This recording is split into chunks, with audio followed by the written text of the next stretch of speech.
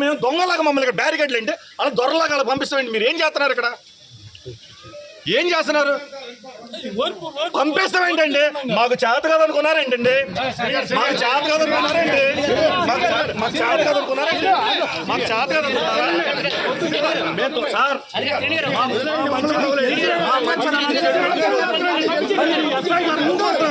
నేను మాట్లాడతాడు ఊపడతాడు. ఏం తెలుసు కదా అసలు వాళ్ళు నెట్ట రాయించు మమ్మల్ని ఎక్కడొచ్చారు? నేను చెప్తున్నా పంపించారు. ఈ 3 దాటించి పంపించారు. అది పద్ధతి కాదు సార్ చేయ్ గారు. మీరు మమ్మల్ని అడ్వకేట్సా? ఎవరికి అడ్వకేట్స్? దొంగలకి అడ్వకేట్. నేను అడ్వకేటే. నేను కూడా చూపించిన అయితే సామాన్యుల లోపల పంపించట్లే అడ్వకేట్లు పంపిస్తారండి మీరు. సామాన్యుల లోపల కేసు పెడతాక సామాన్యుడు దెబ్బలు తగిలితే ఇంట్లో భార్య పంపించారు. మరి సామాన్యులు అంటారండి, బార్ కౌన్సిల్ అంటారండి. కరెక్ట్ కాదండి నవీ గారు మీకు చెప్తున్నది. ఏదనుకుంటారండి వాళ్ళు ఎందుకు పంపించారు లోపలికి?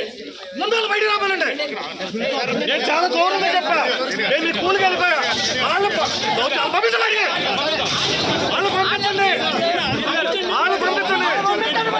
వాళ్ళు బయట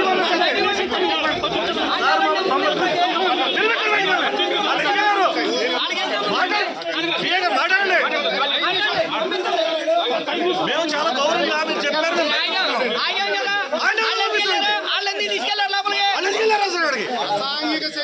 అంటే వైసీపీ వాళ్ళు కొమ్ములు వేస్తారంటే కూర్చోబెట్టారు. వాళ్ళు ఎందుకున్నారు అక్కడ? వాళ్ళు ఎందుకున్నారు? వాళ్ళు ఎందుకున్నారు అక్కడ? అదిగో వాళ్ళందరూ ఎందుకున్నారు లోపల?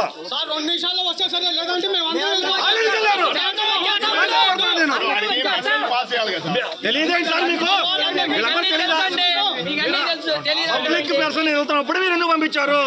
మీకు మేము గౌరవించే చట్టాన్ని గౌరవించి మేము కూల్గా ఉన్నాం. వైసీపీ వాళ్ళు ఎందుకు లోపల పంపిస్తున్నారు?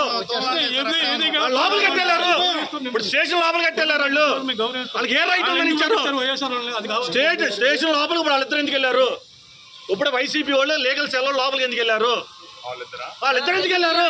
మీరు పంపించి మమ్మల్ని ఆపారంటే మా చేతకందావా? మేము మీకు గౌరవించి మేము చాలా దూరంగా కాము ఉన్నాం. మమ్మల్ని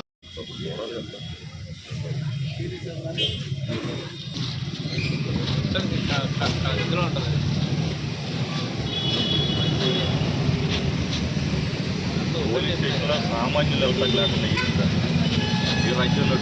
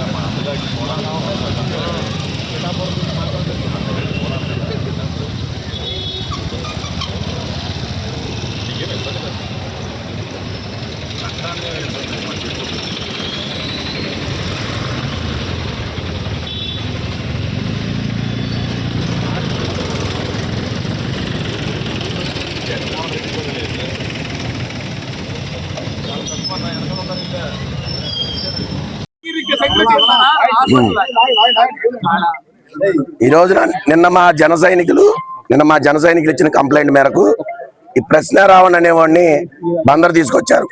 మంచిదే అయ్యా. పోలీసులు కూడా ఒకటే చెప్తున్నాం, గతంలో పేరు నాని గారు ఉన్న టైంలో ప్రతి పోలీస్ స్టేషన్ లోనూ ప్రతి 3 నెలలకి ఎస్ఐ బదిలీ అయ్యాడు. మాన్యశ్రీ పవన్ కళ్యాణ్ గారు వచ్చిన తర్వాతే మీ బతుకులు మా బతుకులు బాగుపడ్డాయి. మీకు వాల్యూ ఇచ్చారు. అట్లాంటి పవన్ కళ్యాణ్ గారిని అనాలోచితంగా అకారణంగా గొడవ ఎవరిది? ట్రిపుల్ రఘురామకృష్ణరాజు గారికి దళితులకి గొడవ. ఆ గొడవ మధ్యలో పవన్ కళ్యాణ్ తీసుకొస్తారా? పనికి మాలోడు పిచ్చోడు. ప్రశ్నారావణ్ అనేవాడు పిచ్చోడు. ఆయన్ని మెంటల్ హాస్పిటల్లో చేర్పించాలి.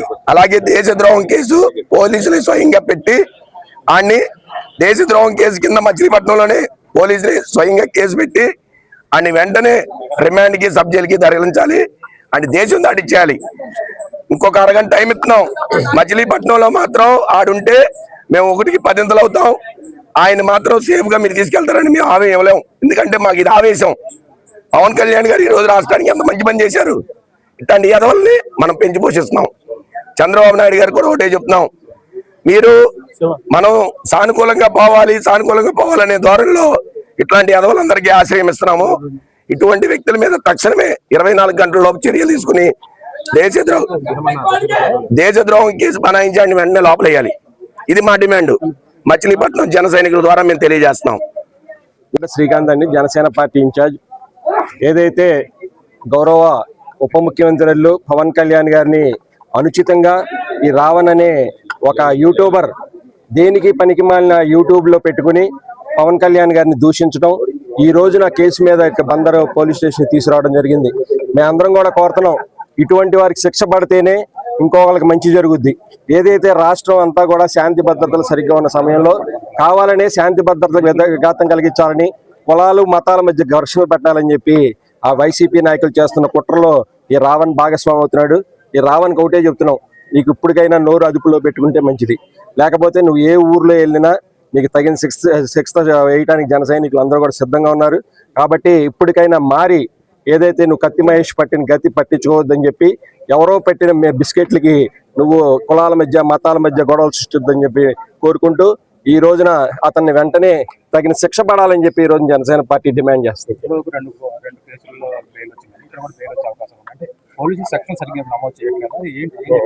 ఖచ్చితంగా ఇదేదైతే కనుక శాంతి భద్రత విఘాతాన్ని కలిగిస్తే సామాన్యుడికి కూడా శిక్ష పడే విధంగా ఈ రోజున ఉంది. ఈ రోజున ఖచ్చితంగా అతను శాంతి భద్రత విఘాతం కలిగిస్తున్నాడు. ఏదైతే క్రైస్తవ మతం సభ అని చెప్పి ఆ రోజున ఏలూరులో పెట్టి పవన్ కళ్యాణ్ గారిని వ్యక్తిగతంగా దూషించాడు. కాబట్టి అది ఖచ్చితంగా నాన్ బెయిలబుల్ సెక్షన్లు విధించి పోలీసులు ఇప్పటికైనా దొంగలకి శిక్ష పడే విధంగా వాళ్ళు సహకరించాలని చెప్పి కోరుకుంటూ, అదేవిధంగా ముసుగులో లాయర్లు కొంతమంది అతన్ని రక్షిస్తున్నారు. అవన్నీ కూడా తగిన శిక్షలు పడే విధంగా ఈ పోలీస్ శాఖ వారు కేసులు నమోదు చేయాలని చెప్పి మేము గట్టిగా కోరుతున్నాం.